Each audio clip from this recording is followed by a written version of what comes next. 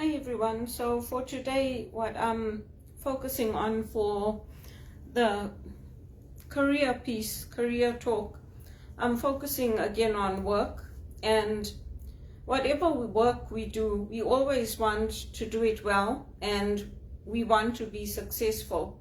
Most of us, we're not there to sabotage a company or to destroy it. We want things to be good for us so that we can do good work. And when our work is good, it gives us fulfillment. It gives us the satisfaction of knowing that we've done a job well. When we accomplish something worthwhile that makes life better for other people, our families or ourselves, it gives us a sense of satisfaction. And I guess for me, in this day of AI and this day of a lot of things are being taken over by robots. That's where the human side comes in. So for me, when I did my aromatherapy, mixing and massage, I tried to build that up as a business, but I didn't get the people coming for that. So one of the things I would say is when you're looking at what career you want to do, if you don't like touching people, you don't like like being in contact with them, don't take something like that, because you're going to be working with people. You have to be able to touch them. You have to be able to communicate, to find out, like even the scents, the oil that you use on them, whether they like it or they don't like it. You have to be able to see what allergies they have or what medications they might be taking. There's certain oils you can't use if a woman is pregnant because it will lead to the loss of the child. So it's important to know when we choose our careers why we are going into that, because you can learn the technical skills. The technical skills they can teach you. Any company can teach you the technical skills, the new programs, the upgrades, those things can be taught. But if you want a job where, say, you're working with numbers and figures, then you could try something like accounting. So when I take my courses, I look for things like that as well, because the financial piece is important in a job. If you work as an office manager or as an executive assistant, you have those components in your job of dealing with accounts payables, dealing with logistics, dealing with knowing how to code the invoices so they're in proper categories. So it's not like you say that, okay, I'm an accountant and I only want to work in that field. You can work in many different areas if you take your skills and you transfer them. And that's what I've had to do in Canada, because in Canada, people don't have one career.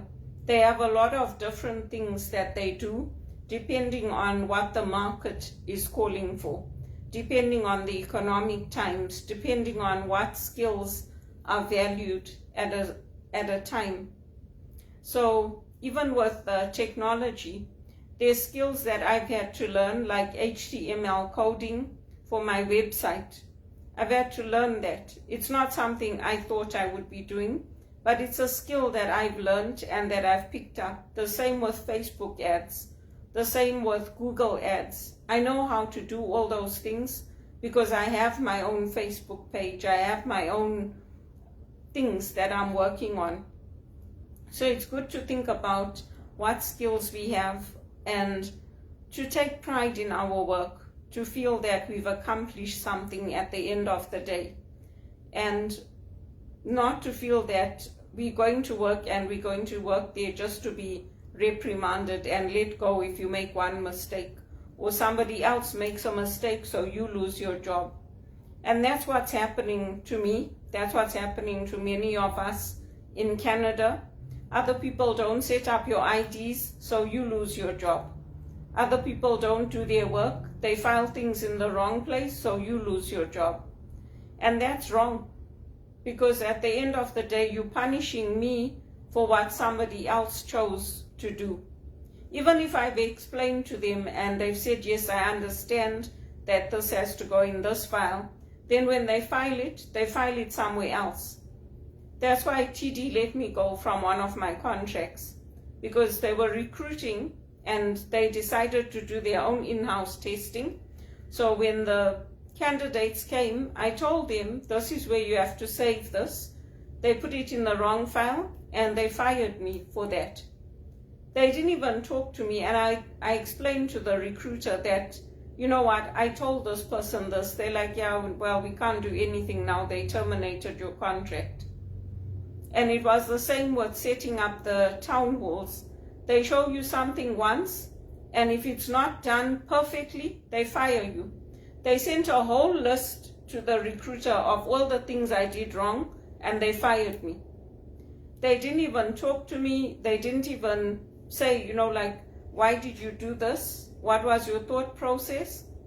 And the worst part about it for them, the embarrassing thing for that vice president that fired me, is that at that time, Bharat Masrani was the CEO and he knew me.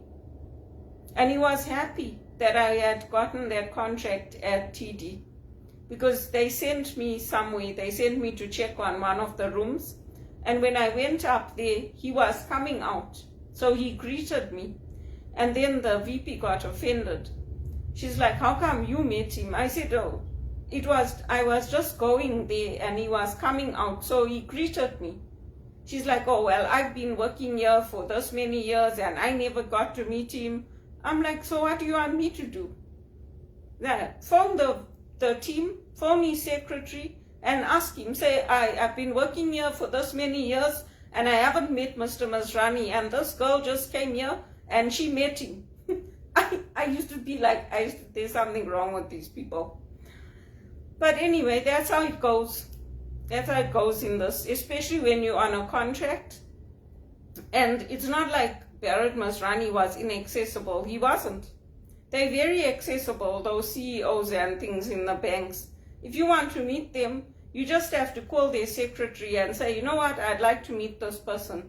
Oh no, people get offended, people get upset, and then they fire me. Even if I do a good job and I do everything right, they still fire me. So I hope that I'm going to land a good job where I will be appreciated for what I do. And instead of them getting offended that they met the CEO, they didn't meet the CEO and I met him, I hope they'll be happy for me. Because I'm sure that feedback went to him. He's not there anymore, but I'm sure that feedback went to him. So that's how it goes here in Canada. You see? That's the way it is. And in Canada, it doesn't matter who you know. It doesn't matter if you've met Mark Carney. I met Mark Carney.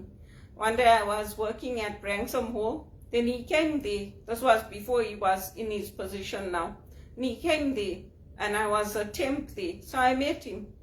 I met Jean Chrétien. I met Jean Chrétien and them because I was trying to do some work for WITS with Waterloo University. So it doesn't matter who you know. They don't care. They don't care. Even if they know that you met all these people and you know them, they'll still drive the country into the ground. And that's what they're doing, isn't it? So we have to pray for Canada, and we have to pray for good things to come for Canada.